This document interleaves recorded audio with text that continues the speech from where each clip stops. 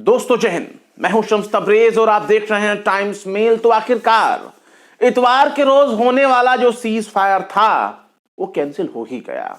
इसका उम्मीद बहुत पहले से लगाया जा रहा था और हमने भी अपने एपिसोड में, चाहे मैं हूं चाहे हर्षिता हूं, दोनों के जरिए बातें बताई गई थी। पहले से ही इस बात का खदशा जाहिर किया गया था कि इजराइल अपने सीज फायर मसौदे पर कायम नहीं रहेगा, वो पलटी जरूर मारेगा, क्योंकि उसका मकसद सीज फायर करना नहीं है। उसका मकसद है गाजा पर कब्जा करना और वो अपने मंसूबे पर बहुत पहले से ही इत्तेफाक रखता है। इसमें उसे कोई शको शुबा नहीं है। दुनिया भले ही शक में मुब्तला हो, पर इजराइल बिल्कुल कंफर्म है कि उसे करना क्या है। इस सब कुछ दुनिया के लिए एक दिखावा के तौर पर है। और अब इजराइल ने सीज फायर को बिल्कुल टाल दिया है। उसने एक बहाना लगाया है और कहा है कि जब तक हमास पहले चरण में छोड़े जाने वाले इजरायली कैदियों की लिस्ट, नाम वाली लिस्ट जारी नहीं करता, उसको लिस्ट नहीं सौंप देता, तब तक वो इस जंग को नहीं रोकेगा। और उसने इजराइल की सेना को भी ऑर्डर दे दिया है, नेतन्याहू ने ऑर्डर दे दिया है कि जब तक लिस्ट नहीं मिल जाती तब तक जंग रुकना नहीं चाहिए, जंग बिल्कुल जारी रखना चाहिए। उम्मीद जताई जा रही थी कि इतवार की सुबह 8:30 बजे, यानी आज सुबह 8:30 बजे ही, यानी वहां उस मिडिल ईस्ट के उस इलाके के वक्त के मुताबिक 8:30 बजे ही सुबह में सीज फायर के लिए ऐलान होने वाला था कि सीज फायर हो जाएगा, जंग खत्म हो जाएगा। लेकिन नेतन्याहू के इस बयान के तुरंत बाद ही हमास की तरफ से भी बयान आया और हमास ने कहा है कि वो गाजा सीज फायर मसौदे पर बिल्कुल कायम है, वो बिल्कुल भी सीज फायर से पीछे नहीं हट रहा और वो बिल्कुल कायम है, प्रतिबद्ध है। लेकिन ऐसी टेक्निकल रीजन उस इलाके में आ गई है जिसकी वजह से हम लिस्ट नहीं सौंप पा रहे हैं, लिस्ट नहीं जारी कर पा रहे हैं नामों की। और वजूहात वो क्या है, उस तमाम वजूहात का हम आपको जिक्र करेंगे और आप समझ जाएंगे कि आखिर ये वजह कितनी जायज है। जब सब कुछ हो गया है, सब कुछ क्लियर हो गया, तो आखिर ये जंग क्यों? उसके पीछे एक वजह है। वजह यह है कि इजरायली सेना ने तो कह दिया कि हम जंग जारी रखेंगे, लेकिन वजह है कि उस इलाके में नेतन्याहू अपने उन कैदियों को खत्म कर देना चाहते हैं आखिरी मौके के तौर पर, जिनको रिहाई होनी है। सर पर मंडराते ड्रोन, आसमान में नजर आ रहे जंगी तैयारे, जमीन पर इजराइल की सेना तोप के साथ खड़ी है, बंदूक के साथ खड़ी है, फायरिंग हो रही है, गोले बारूद की बारिश हो रही है, जमीन से भी आसमान से भी ड्रोन की तरफ से निगरानी की जा रही है कि अगर एक भी हमास या हमास के लोग या फलस्तीनी कोई भी अगर नजर आया तो उसे गोली मार दी जा रही है। तो ऐसे में यह सवाल होता है कि आखिर जब तक आप जंग रोकेंगे नहीं तब तक कोई उन बंधकों को, कैदियों को छुड़ाकर लाएगा कैसे? अगर हमास अपने कैदियों की लिस्ट जारी कर दे और ले आकर उनको पहुंचाने जाए कि लो भाई इजराइल, हम तुम्हें ये सौंप रहे हैं, तो हमास को मौका कहां मिला? आप हमास की गाड़ियों को, हमास के लोगों को, या कोई भी फलस्तीनी जिसे आप फलस्तीनी समझ रहे हैं, अगर आप उसे गोली मार देंगे, उड़ा देंगे, तो आप अपने कैदियों को हासिल कैसे करेंगे जब आप उन्हें मार ही देंगे? तो क्योंकि आप जंग रोक नहीं रहे हैं। ऐसा नहीं होता कि आप भी हमारे बंधकों को छोड़ो, हम भी आपके बंधकों को छोड़ रहे हैं और फिर जंग भी होती रहे। जब आप मरने मारने पर ही तुले हैं तो कैसे ना कहा जाए कि आप उन बंधकों को मार देना चाहते हो इसी जंग के बहाने, जो आपकी हार का सबब बने हुए हैं। क्योंकि अगर वो बंधक फलस्तीनियों के पास ना होते, हमास के पास ना होते, तो आपको इतना झुक करके, हाथ पैर जोड़ करके, हमास को मना करके आपको सीज फायर ना करना पड़ता। और यही एक सबसे बड़ी वजह है। अब इजरायली सेना ने जब यह ऐलान कर दिया कि भाई हम जंग तो नहीं रोकेंगे, सीज फायर अभी नहीं होगा जब तक हमें लिस्ट नहीं मिल जाती, लोग वापस लौट रहे हैं। गाजा में जो लोग विस्थापित हैं, यहां के वहां हैं, लाखों के लाखों लोग अपने इलाकों में लौट रहे हैं। और जब वहां लौट रहे हैं तो देख रहे हैं कि उनके ऊपर गोलाबारी हो रही है, फायरिंग हो रही है, तोप की आवाज सुनाई दे रही है।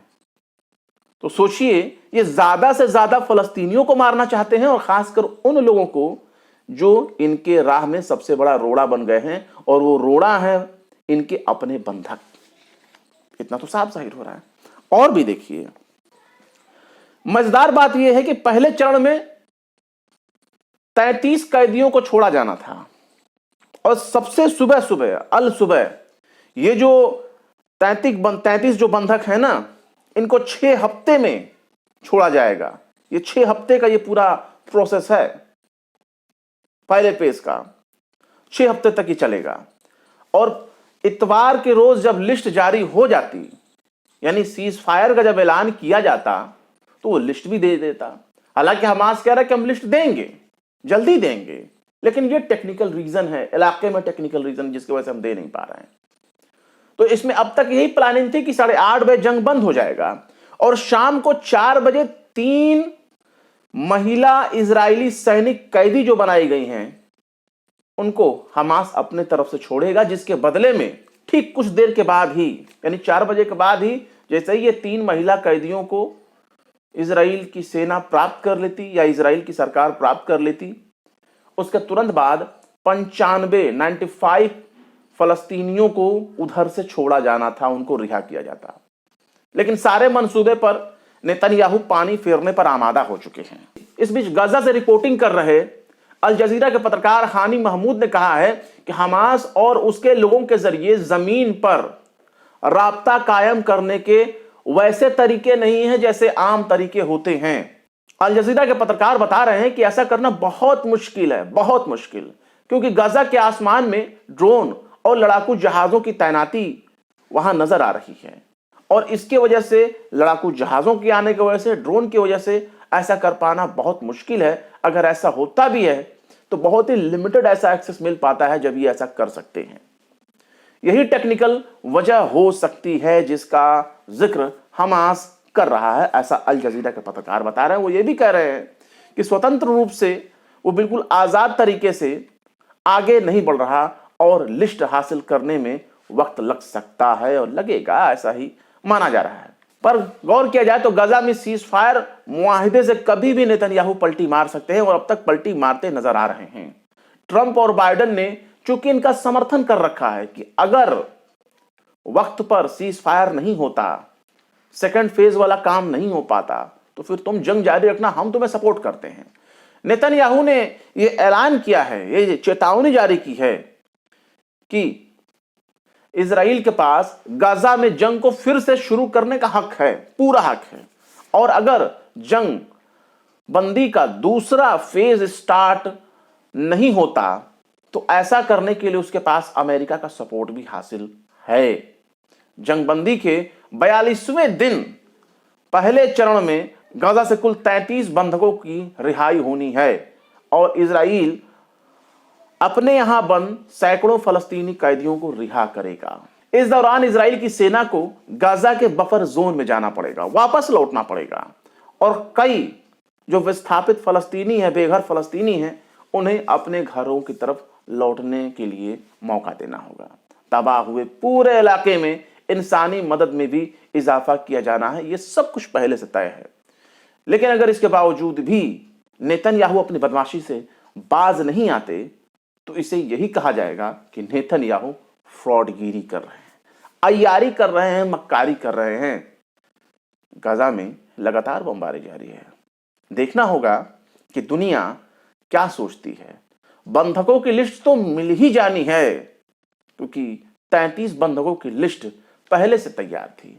अगर वो इनके पास वक्त से नहीं पहुंच रही है, तो उसके पीछे यही वजह है कि जब आप चारों तरफ बंदूक तान कर बैठेंगे और कहेंगे लिस्ट लेकर के मेरे पास आ, तो कोई कैसे आएगा? पहले बंदूक को नीचे करिए, उसकी नोजल नीचे करिए, उसके बाद सामने से कोई आपसे राब्ता करने आएगा। बंदूक दिखा करके तो कोई नहीं आएगा। अगर ऐसा ही करना है तो फिर हमास भी अपना जंग जारी रखेगा, फिर तो हिजबुल्लाह भी सीज फायर उस फायर सब किनारे कर देगा, वो भी लड़ेगा। यमन तो पहले से ही मुंह बाय खड़ा है, वो कह रहा है कि जब तक जंग बंद नहीं होगा तब तक तो हम हमले नहीं रोकेंगे। जैसे इजराइल हमले नहीं रोक रहा है, हम भी हमले करते रहेंगे, और ऐसा वो बार बार कर भी रहा है। खैर, क्या कहेंगे नेतन्याहू की इस पलटी मार सियासत के बारे में, इस अय्यारी, इस मक्कारी, इस दगाबाजी के बारे में? अपनी राय कमेंट बॉक्स में जरूर बताएं। फिर मिलता है किसी और वीडियो में एक नई खबर के साथ। शम्स तबरेज को दीजिए इजाजत। जय हिंद। अगर अभी तक आपने हमारे चैनल टाइम्स मेल को सब्सक्राइब नहीं किया है तो जल्दी से सब्सक्राइब कर दें और बेल आइकन भी प्रेस कर दें।